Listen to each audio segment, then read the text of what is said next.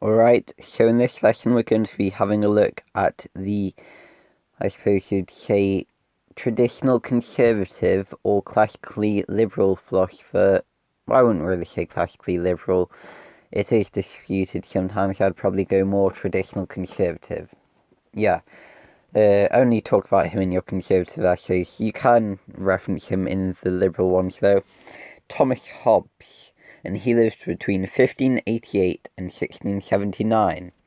So he lived during the English Civil War with Charles I going toe-to-toe with Oliver Cromwell. Obviously the Cavaliers v the Roundheads. We're going to go over his basic philosophy. It's one of the shorter lessons. There are only 3 slides. However, it is quite dense, and I think you'll get a lot more out of it if you actually read the book Leviathan on your own. So, let's have a look. A basic overview of Thomas Hobbes. Thomas Hobbes is one of the most important English philosophers. He is often associated with both classical liberalism and traditional conservatism. Hobbes is responsible for bringing forth some of the most important topics in political science. These topics are the social contract, the state of nature, and essentially the idea of a sovereign running a nation. And they would be elaborated on by future philosophers such as John Locke, Jean-Jacques Rousseau, and Edmund Burke, as we went over last lesson. John Locke elaborates on this in his second treatise of government, and Jean-Jacques Rousseau elaborates on this in his book, The Social Contract. So, Hobbes and the state of nature. This is probably one of the 2 main things you should take away from Hobbes, and you should reference him as bringing forth the ideas of, as we went over the last slide, the state of nature and the social contract. So let's have a look at the state of nature and Hobbes' opinion on it. Hobbes was skeptical of human nature, and this skeptical view of human nature arose from his acclaimed work Leviathan, in which he argued human nature was needy and vulnerable, ergo it was likely to commit destructive acts.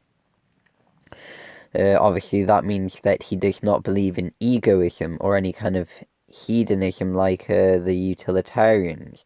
He believes your human nature is going to be self-destructive and destructive to others, so it should be suppressed and regulated. And how is it regulated?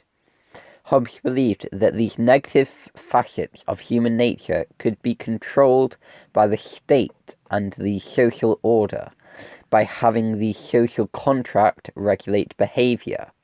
And now, to those of you who do not know, the social contract is essentially the rules of a society that are generally unspoken. They're more like conventions, and they are held by the majority of people in a society. And if you break these conventions and you act in a way that violates the social contract, you will not be punished by law per se, but you'll have serious social repercussions. So let's say an example of someone violating the social contract would be, I don't know, a friend not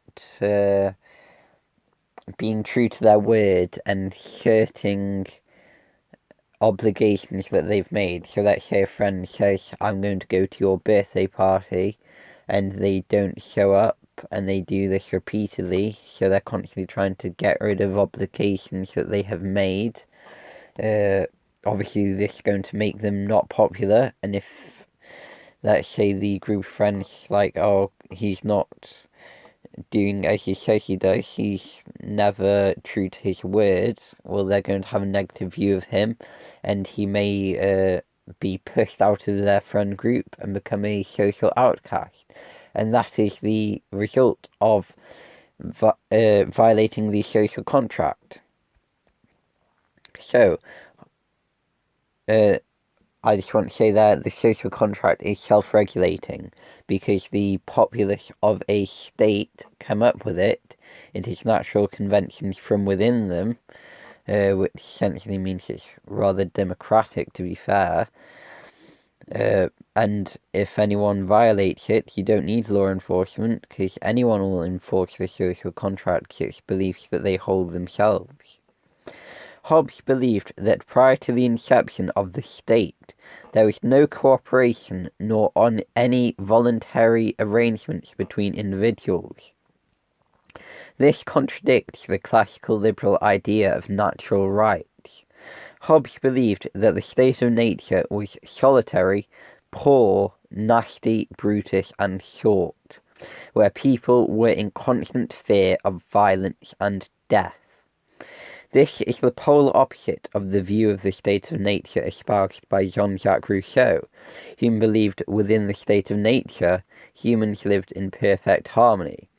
So that's the political idealism that we were talking about last lesson when we were discussing Edmund Burke.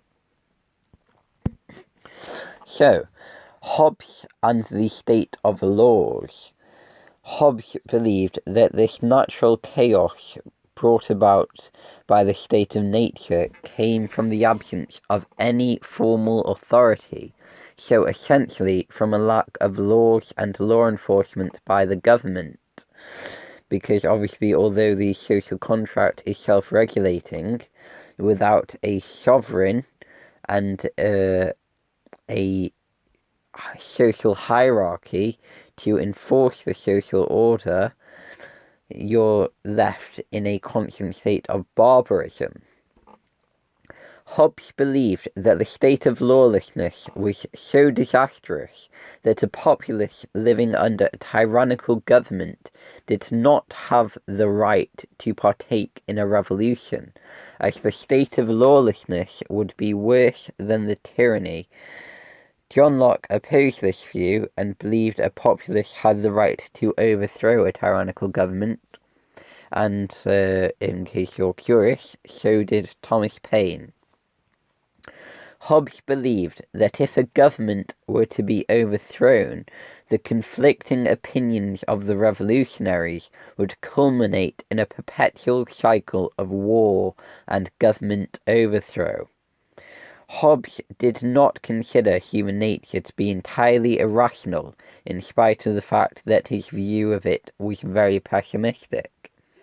Hobbes believed that individuals in the state of nature would ultimately come to a conclusion that human nature was at odds with their self-interest, so they would come to a conclusion that a social contract was necessary to retain social order and thus allow people to safely live in communities with other people. Hobbes believed that this power should be vested in a sovereign, whom would maintain the social order by force. So obviously talking about Britain, that would be the monarchy. And the power of the sovereign comes from all of the individuals within the state that they govern. That's why if you have a close look at that picture, that is the front cover of Thomas Hobbes' Leviathan, you can see that the sovereign himself, so the man wearing the crown, well, his body and arms are composed of what appears to be the electorate, so the people he's responsible for governing, and they are the ones that enforce the social order that allows him to keep his power.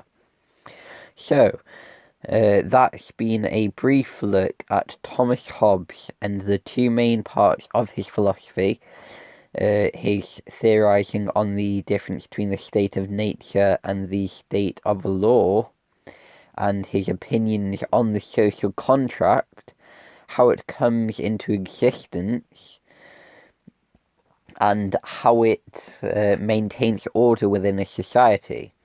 Now, his idea that we've displayed here in, I believe, 1, 2, 3, the fourth paragraph, the fifth bullet point, It's kind of similar to Jean-Jacques Rousseau's theory of history, in the sense that it's not certain that it happened, but it's this political theorist saying, well, according to my philosophy, this must have happened at some point if society is at the point where it currently is. Now, it doesn't matter if you don't know about Jean-Jacques Rousseau's theory of history at the moment, because we'll get into it when we do our lesson on him. So that's it for Thomas Hobbes. Thank you.